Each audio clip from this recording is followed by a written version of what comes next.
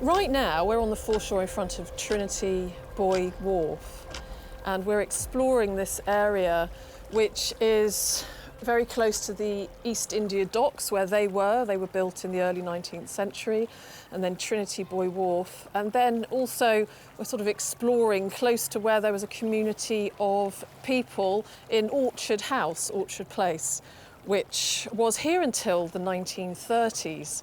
And I'm hoping to find some objects that might sort of be reminiscent of that community and maybe some of the industries that were taking place around here.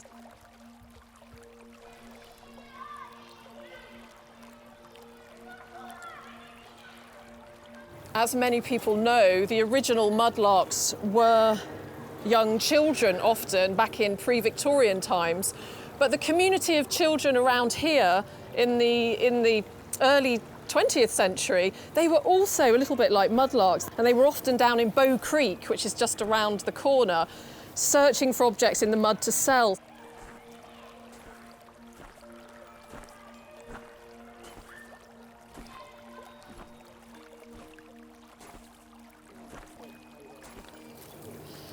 A coin. Now it's very worn, but this is definitely an old 1 penny, possibly Victorian. The kind of thing that the children around here in the late 19th century, early 20th century would have been searching for, or maybe even they dropped it, who knows.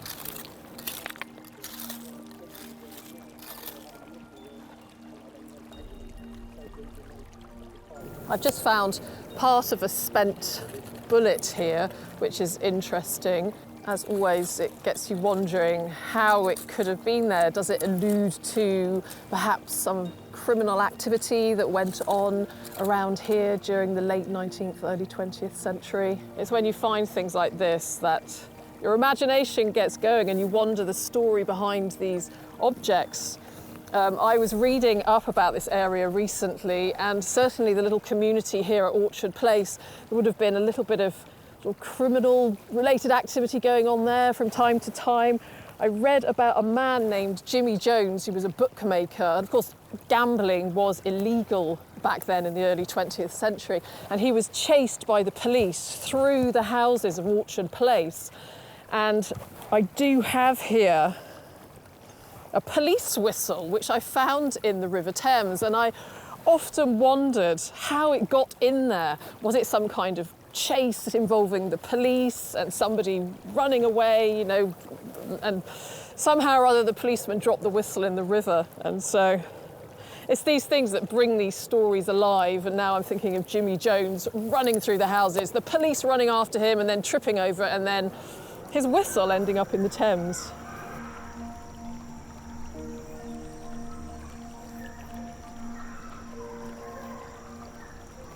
So this here is a really interesting artefact which certainly has links to the area, because we're right in front of Trinity Buoy Wharf here, and in the early 19th century the Trinity House Corporation set up here. They had a large warehouse with buoys and chains and all sorts of things, and they were responsible for the upkeep of lighthouses. And there was a lighthouse here that the renowned scientist Michael Faraday worked in, carrying out experiments and testing objects such as lenses. And this is part of a Fresnel lens.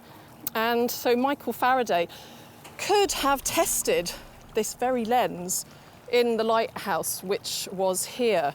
So it's always brilliant to find something on the foreshore which has a link to the surrounding area. And not only that, this could have been made, it might not have been, but it could have been made in the Thames glass factory, which was also here from the 1830s until about 1875. And the community of people who lived in Orchard Place, about 75% of them were employed by the Thames glass factory, including women who were particularly good at polishing the glass, apparently. And so this lens here could have been made in the Thames glass factory. We'll never know, but it does get your imagination going, and it's a definite possibility.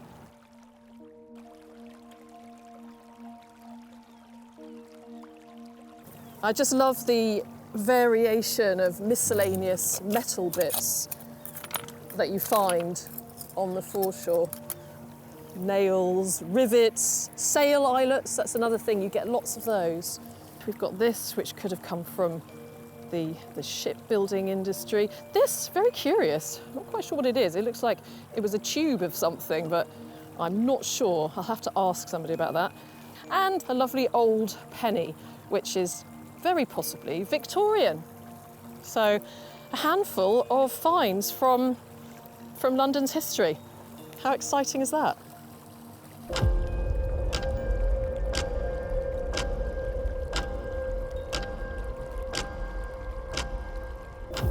I've really enjoyed finding out about this area through mudlarking, and I've got a handful of lovely finds.